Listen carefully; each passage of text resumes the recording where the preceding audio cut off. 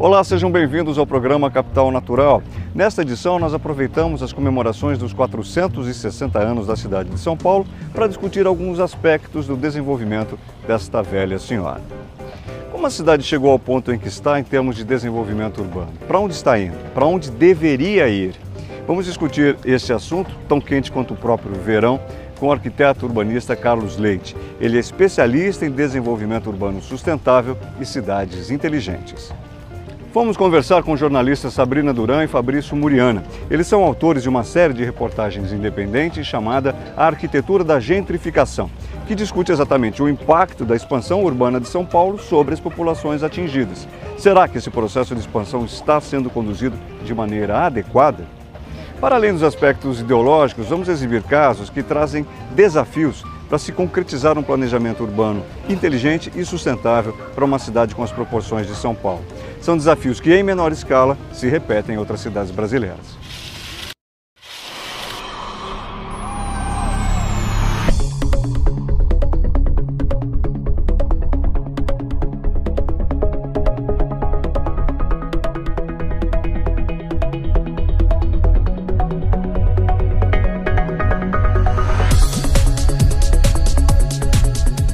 São Paulo, na virada do outro século, 100, 120 anos atrás, tinha pouquinho mais que 200 mil habitantes. São Paulo era aí, meio entre aspas, uma vila caipira. Todas as referências culturais, empresariais eram no Rio, né?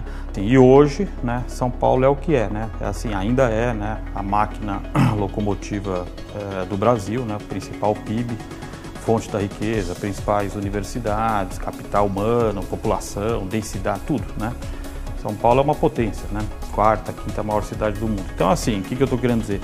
Em 120 anos, São Paulo emergiu, explodiu, né, desta pequena vila caipira, né? Motivo aí de chacota, de piada dos cariocas, para virar uma potência, quinta maior, quarta maior cidade do planeta. Da mesma maneira que São Paulo emergiu como oportunidade, né, e trouxe migrantes e imigrantes, carro-chefe da economia, industrialização, universidade, oportunidade, PIB, mercado financeiro, ela trouxe junto uma explosão não planejada do seu crescimento do território. Quase todos os grandes e graves problemas que a gente vê hoje na cidade se explica muito por causa disso. Pouquíssimas cidades do mundo tiveram um crescimento tão dramático em um século apenas, o século XX. Isso aí é um crescimento de mais de 27.000% no tamanho da população e mais de 40.000% no tamanho do território, né, da mancha urbana. Então, assim, o século XX é o século que explica São Paulo, né? É onde São Paulo realmente traz essa transformação absurda, dramática, que provavelmente só a Cidade do México teve no mundo.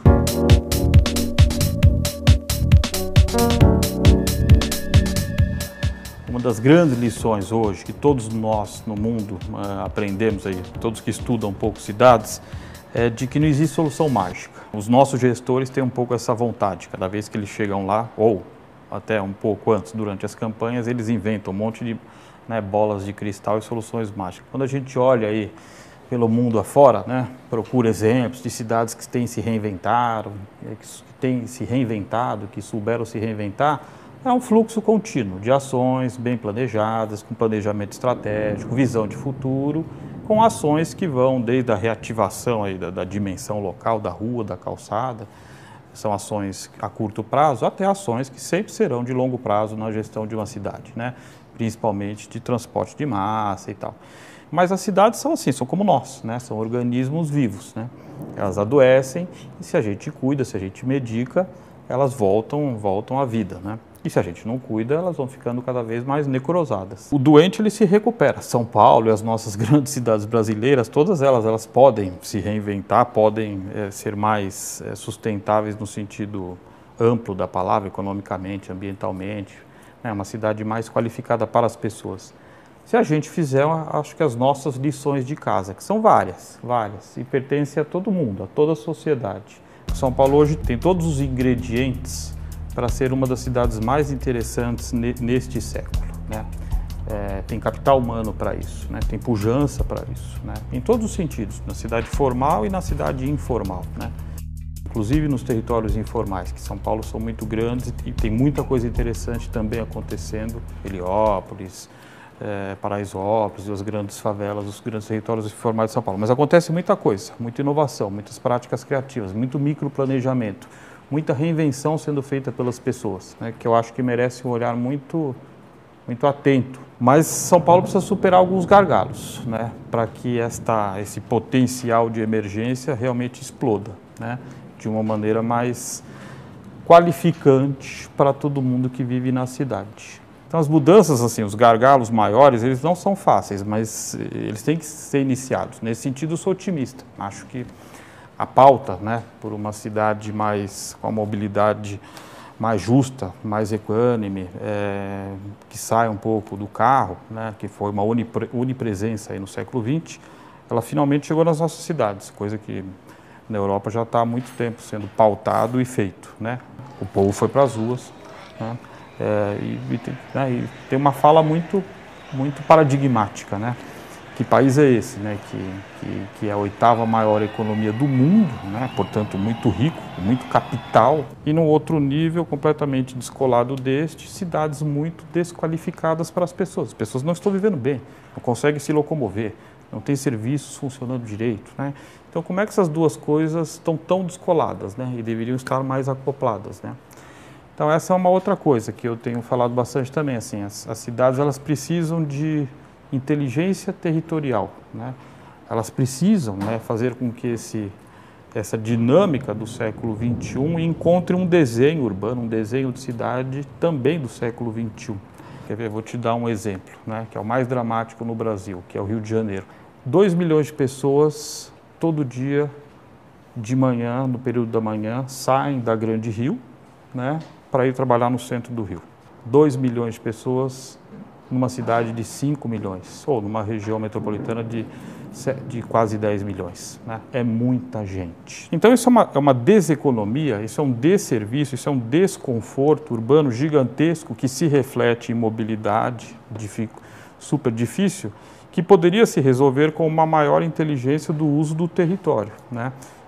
Eu tive num debate no Rio ano passado e falei, o Rio de Janeiro inteiro deveria se copacabanizar, né? Por quê? Porque Copacabana você tem isto, né? Uma cidade multifuncional e mais compacta, né? Vários tipos de moradia, num lugar que você tem serviços, comércios, lazer, etc. Se todos os bairros, se todas as regiões do Rio fossem um pouco isso, né? A necessidade de deslocamento nosso do dia a dia seria menor.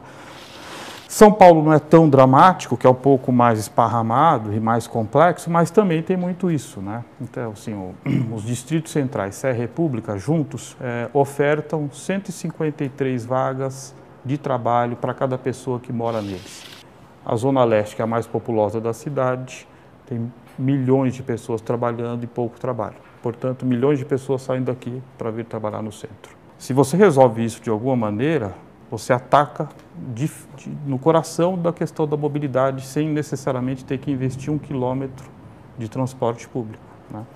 Então, assim, essas questões no século XX elas não estavam colocadas, né? Elas não estavam sendo pensadas, não estavam sendo feitas, né? Então, essa é a lição de casa que a gente tem que fazer e é possível, várias cidades do mundo estão fazendo. Vamos ao nosso primeiro intervalo. Na volta, nós continuamos falando sobre desenvolvimento urbano. E sem abrir mão da visão otimista e abrangente que Carlos Leite nos oferece, vamos procurar aproximar o nosso olhar para entender, no calor das ruas, como o atual modelo de desenvolvimento das cidades afeta a vida dos seus cidadãos. Fique com as notícias do dia no Band News. Até já!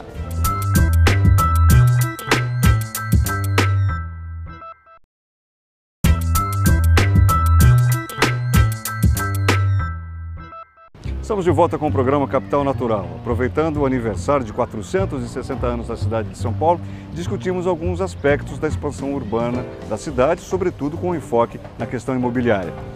Quais os principais desafios para que uma cidade como São Paulo mude de rumo com relação ao seu planejamento urbano e territorial e se torne uma cidade mais inteligente e acolhedora para seus habitantes?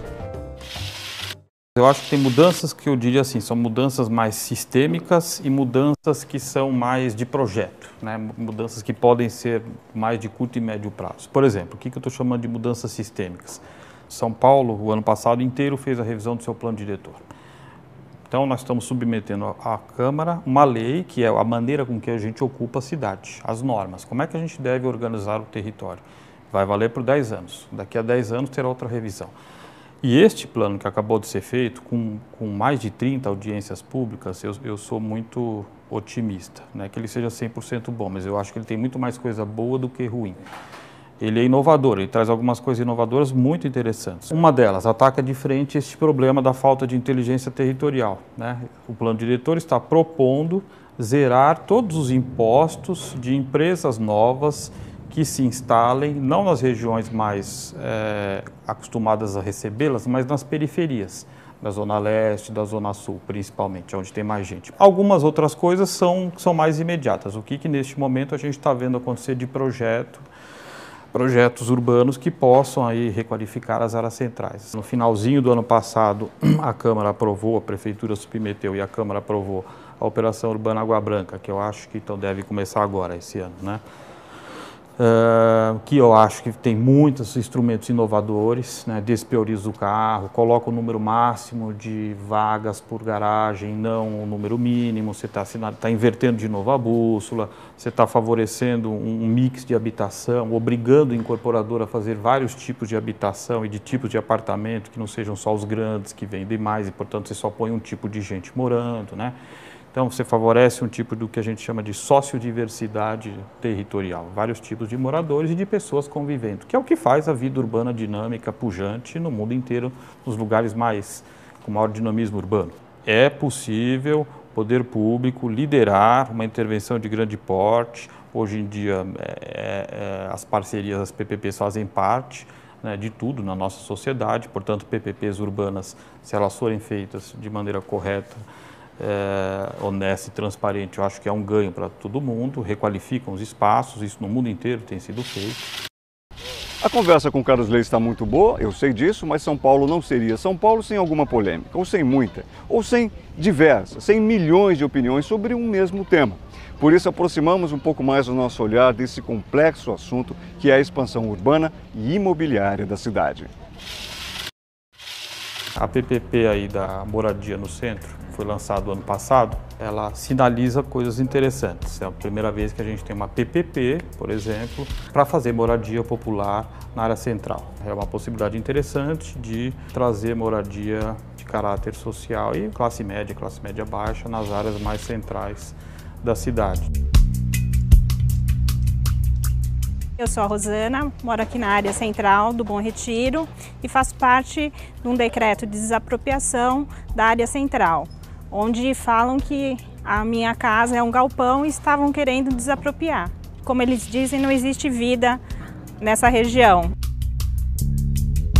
Existem várias moradias, não é só a minha, existe todo isso daqui é uma vila e existe ainda casas lá fora. Então quer dizer que aqui tem vida e bastante. Eu já tenho uma estrutura, já faço parte disso, né? Quer dizer, sempre trabalhei no bairro, meu filho estuda no bairro, trabalha no bairro e hoje em dia eles não se preocuparam com isso, né? Eles se preocuparam que tem gente que precisa fazer parte disso, mas eles esqueceram que as pessoas que moram aqui já fazem parte disso. O centro é o lugar democrático por excelência, assim, porque aqui tem todas as classes sociais, tem toda a infraestrutura, tem tudo que você precisa para... É de fato uma cidade onde não há, digamos, exclusão.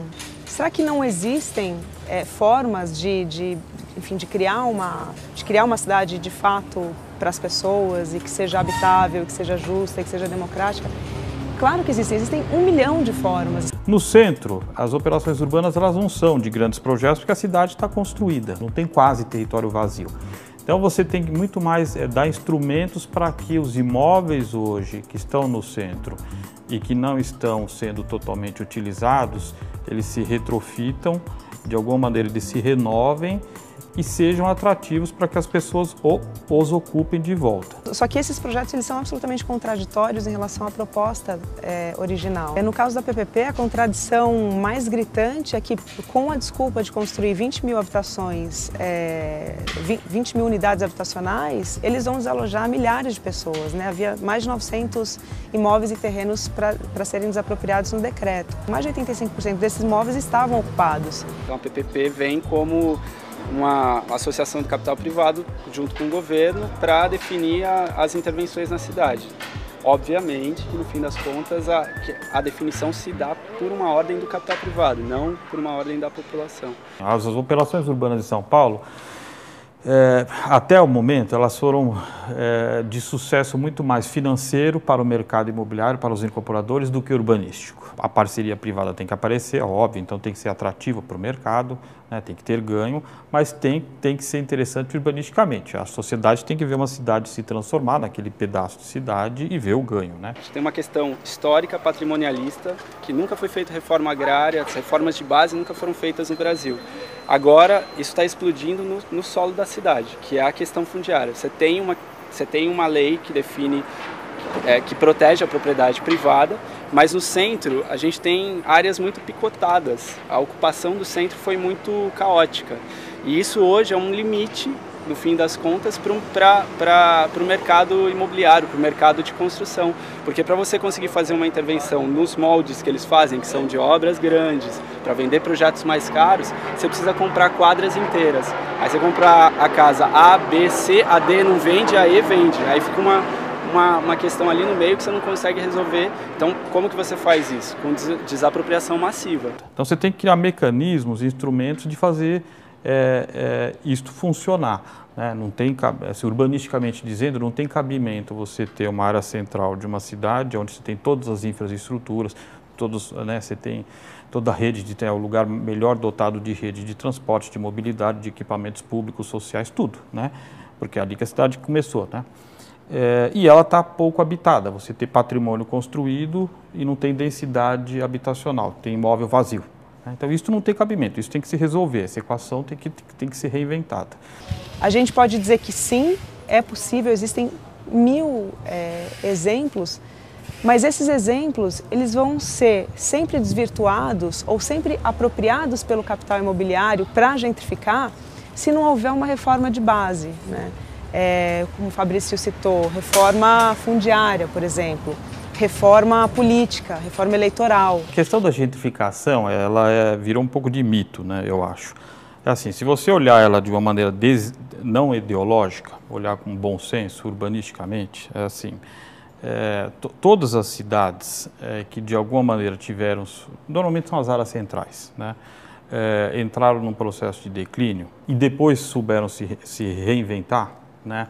E isto é fundamental para o conjunto da sociedade inteira que vive naquela cidade inteira, não apenas a população que mora ali. Eu queria lembrar isso. Então, assim, para o conjunto da sociedade, as áreas centrais são fundamentais que elas estejam qualificadas, elas estejam vivas, elas estejam gente usando, morando, trabalhando, fazendo de tudo. Existe uma ocupação de gente que entrou ali porque aquilo estava em declínio, portanto o valor dos imóveis e o valor da terra estava lá embaixo, né? Qualquer situação que faça com que isso aqui mude, o valor do imóvel e da terra sobe junto. Isso é da lei do capitalismo em qualquer lugar do mundo, é inexorável, vem junto. Nós questionamos por que nós não poderíamos fazer parte disso. Em instante algum, eles abordaram e fizeram algum questionamento se as pessoas que estão aqui, se elas trabalham, se elas estudam, porque não tem muita lógica, né? Se você mora aqui, provavelmente você estuda aqui, então quer dizer, você já faz parte desse núcleo, né? Então simplesmente eles querem nos tirar e colocar outras pessoas. Nós conseguimos revogar esse decreto, mas na própria revogação eles colocam que eles vão usar outras estratégias num próximo decreto. Então dá a impressão que a gente assim teve um fôlego, mas que isso não terminou. Eles querem desapropriar, mas eles não deram a chance nenhuma da gente colocar aqui. Nem a forma de pagamento, nem vamos supor, o que eles alegam ainda, existe uma depreciação porque nosso imóvel é antigo. Então, quer dizer, eles deixam bem claro que a gente não vai ter condição com o que pagam pra gente, da gente continuar na região, né? Então, quer dizer, é um rolo compressor em cima da gente. O que você tem, obviamente, é que pensar junto da equação, junto da transformação, junto do projeto urbano, onde é que essas pessoas vão ficar, onde é que elas vão morar. Algum processo de gentrificação, que no fundo é expulsão da população local, isso sempre ocorrerá, né? Não tem jeito, porque a coisa se valorizou, né? Ninguém é contra a evolução da cidade, mas assim, o que nós queremos é uma participação. Nós queremos fazer parte disso, nós queremos evoluir junto com a cidade e não ser excluído.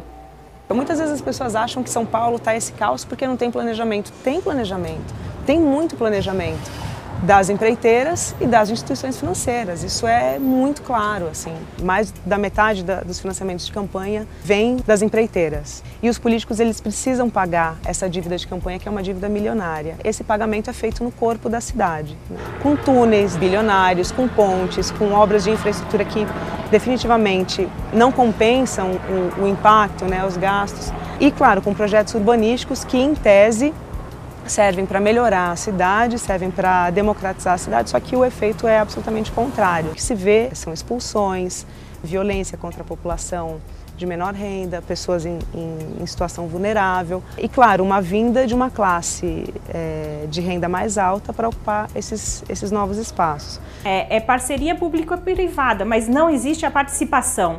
Então, o que a gente sempre brigou é por um quarto P. É participação pública-privada, que aí é o que nós entramos, né? Nós estaríamos participando dessa evolução da cidade e não sendo excluído.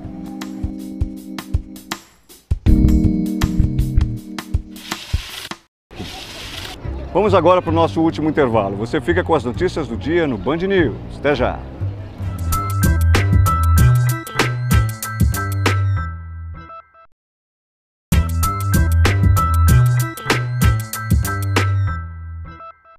Estamos de volta com o programa Capital Natural, que nessa edição aproveita as comemorações dos 460 anos da cidade de São Paulo para discutir alguns aspectos do desenvolvimento da cidade.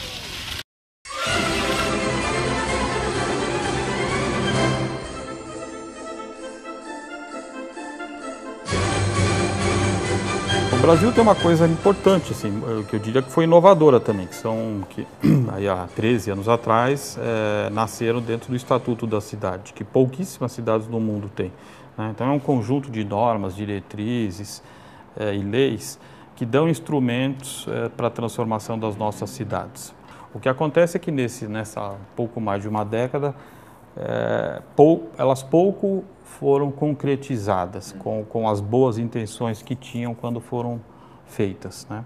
Mas elas são instrumentos poderosos, que eu acho que agora só as nossas cidades estão começando a usar. O que eu acho, de novo, é que as nossas cidades precisam ter instrumentos que estão basicamente nos planos diretores, e quase todas as cidades brasileiras estão revendo nestes anos aqui os seus planos diretores, portanto eles são instrumentos poderosos, que cabem ao poder público dar o ordenamento do território, né? E o mercado imobiliário, ele é um agente de mercado como qualquer outro setor, né? Que tem que se encaixar nas regras, né? O mercado atua. Se a instrumentação que é sempre pública deixa livre, ou é mais, vamos dizer, mais permissiva, ou mais corrosiva no sentido da corrupção, o mercado entra. É que nem um balde de água que você derrama, ele ocupa, né? Se tem fresta, ele entra. Se você corta, se você proíbe que as empresas doem para os políticos, você já dá no meio de uma das fontes, uma das principais fontes de corrupção, assim, que é justamente esse comprometimento, esse endividamento do gestor público com as empreiteiras, né? O poder público é que tem, em primeira instância, que dizer como que a cidade deve crescer, para onde ela deve crescer, aonde ela deve estar mais adensada, aonde ela não deve estar mais adensada. Né? Por isso que eu volto a dizer, esses instrumentos que estão aqui na revisão do Plano Diretor de São Paulo, a maior cidade do Brasil, feita, eu acho que com muito critério, em mais de 30 audiências, no ano passado inteiro, e que submeteu à Câmara agora, e de novo, está tendo um monte de debate e revisão, e que traz algumas inovações, eu acho que inclusive colocam maneira de aonde a cidade, para o mercado imobiliário, aonde a cidade quer que ela cresça e aonde ela não quer, né? E é isto mesmo, né? É o poder público que sempre tem que dizer Nós queremos que cidade? Quais são os instrumentos de fazê-la crescer mais para lá ou mais para cá? Porque se deixar solto, né, o mercado vai onde o dinheiro puxa, onde vende mais.